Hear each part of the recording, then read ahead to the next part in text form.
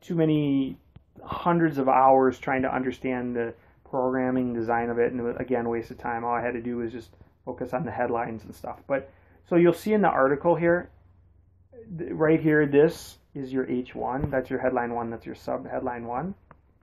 Okay, this right here, that's your sub headline 2, and then down here, that's your sub headline 3. A lot of what I'm telling you is fairly technical, and I realize that it doesn't sound super exciting and interesting.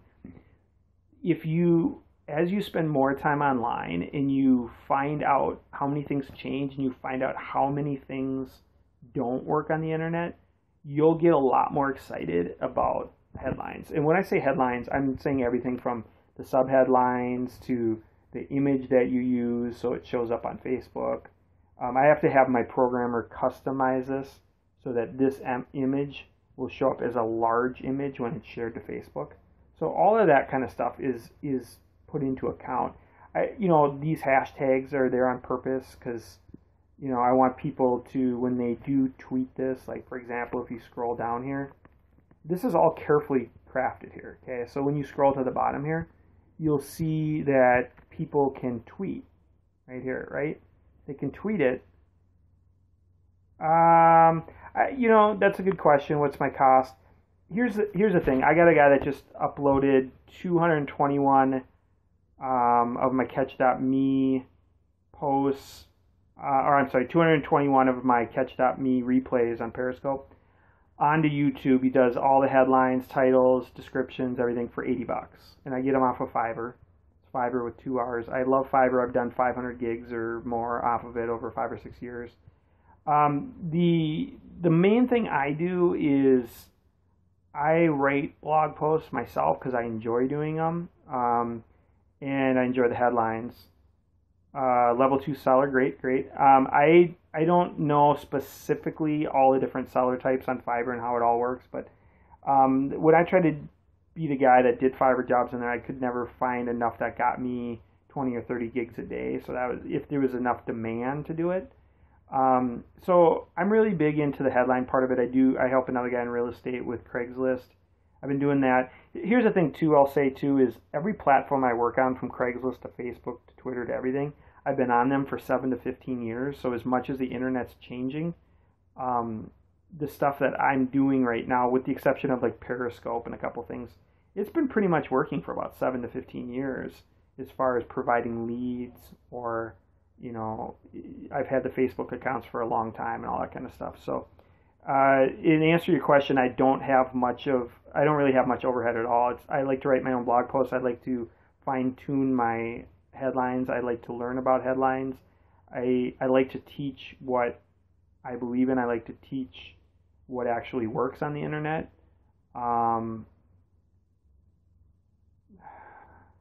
You get credit for using your post. I don't know what that means. I don't know what you mean by that, but I look at it as do a blog post and then imagine that blog post with that headline is going to get syndicated, and you're going to do a lot of the syndicating. Okay, graphics, video editing, all that. Okay, that's cool. I hire this guy to do the video editing because it really doesn't cost me much of anything to do it. The graphics, I actually went to college for as a graphic designer. I didn't necessarily think it was the best use of my time if you can make a living doing it that way. I like scalable concepts, so I feel like a lot of companies or a lot of people I work with, they either own companies or they have enough gross income coming in that they need leverage on the sales part of it, on the top, what we would call the top of the funnel, where they want to figure out how to get more sales in. So what I do is I help them with that part, and I raise more awareness and I reach more people online. And I just find different mediums such as Craigslist or Twitter or whatever we have to find to get them more traction in the beginning part before they start to connect with people. So a thing that I do a little bit different than some internet marketers is I like when companies are big enough that they have either employees or enough cash flow where they have money for advertising and they actually build relationships with people in the offline world. So like a real estate agent, he'll talk to the person 100 times over 200 times or 100 times over 5 or 6 months. That kind of concept works a lot better for me, because they spend that much time with them, they make a lot more money, like $5,000 to $10,000 commissions, and then we all have more money to play with to be able to work the sales funnel. Whereas when people are selling stuff for $7 and $27 online, there's just not as much money to play with.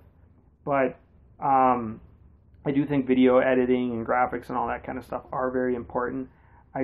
I'm very big in growing the funnels, and the funnels are grown on all the social platforms nowadays, which are your Instagrams and your Twitters and Facebooks and the blog and all of these things, and they all play off of each other. So it's actually very cool how they all dynamically play off of each other. And getting back to the headlines, the reason the headline's so important is you can have the greatest video or the greatest graphics or the greatest blog article with the greatest video and the greatest graphics. But if your headline's not very good, then nobody ever sees it. So you end up having the greatest content and graphics and video that were never seen. So the headline's very important. To even go a level deeper on Facebook, I've had with these posts where I say these posts are shared 250 times, I have posts that have reached 18,000 and 25,000 people in a few days.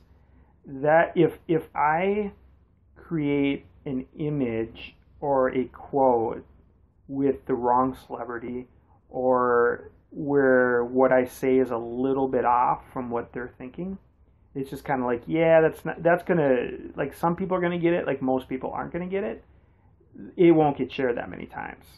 I have to use just the right celebrity that people like, or just the right quote where everybody identifies with it, and then just like, oh, I so identify with this, I'm going to share it with all my friends, and then birds of a feather flock together. So then their friends also are like, yeah, I totally relate to this, and then it goes viral and it just keeps getting shared more and more and more and more. So that's where the Robert Collier post that I had from before said, enter the conversation already going on in the customer's head. So, so I'll give an example. Fofia, who's on, if she's still on right now, let me double check if she's still on right now. Yep, she's still on. So an example of a headline with her business, I don't know how well Craigslist works for her. I know a guy that was doing a lot of fences on Craigslist back a few years ago. My brother connected me with. He was doing a lot of fences, and he was extremely busy, young guy. He was on Craigslist. And so, example, you could do a headline on Craigslist. They do decks. They can do fences and stuff like that here in Minnesota. You go on the Minnesota part of Craigslist, and you can, an example headline would be decks done cheap, right? That's not a bad headline, but another one is, I'm not thinking one off the top of my head, but fear a deck collapse, call for an estimate or something like that. And then what happens is you're actually getting people who actually fear that their deck's going to collapse or it's falling apart, and they're more apt to make a decision quicker. Or your deck is stripped down, your deck is stripped painting, embarrassed in front of the guests during the party. What you're trying to do is you're hitting that emotional point where you're, thanks for that. What you're doing is you're trying to enter the conversation already going on in their head. Okay. So a lot of people try to win this game by saying decks are cheap or decks are 20% off. But what happens is you might be attracting the wrong people, or you might be lessening the value of your services. What you're really looking for is you're looking for people's pain points. So if somebody, like for the deck thing, deck has a hole in it, reduce liability, call a deck specialist today. It's not a great headline, but you get what I'm getting at is with more time of reworking it, what you're trying to do is you're trying to find the people that have the fear of the embarrassment of their decks stripping the paint, or they got a hole in their deck, or it's falling apart, or there's nails sticking out. So you're basically trying to find people with problems, and you're trying to word it in such a way that they relate to it.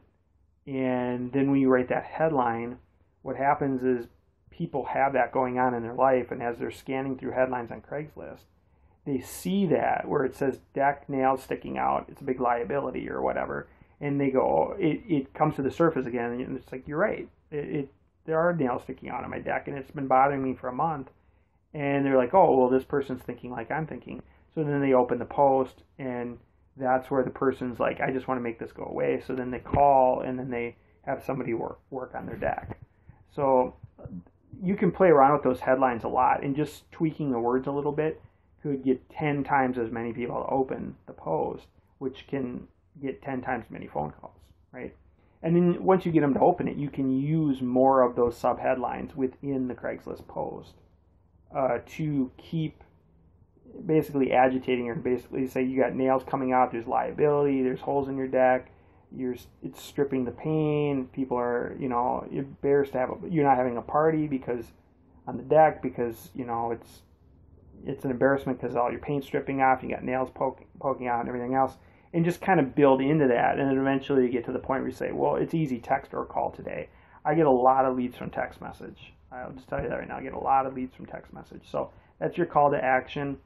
And that's just one example of how the headlines can work. And you just got to make sure you have the right audience. The right audience is on like Craigslist and the Minneapolis part. So that'll be an example of how the headlines work. So I got more Periscopes coming up soon, guys. Thanks for all the hearts.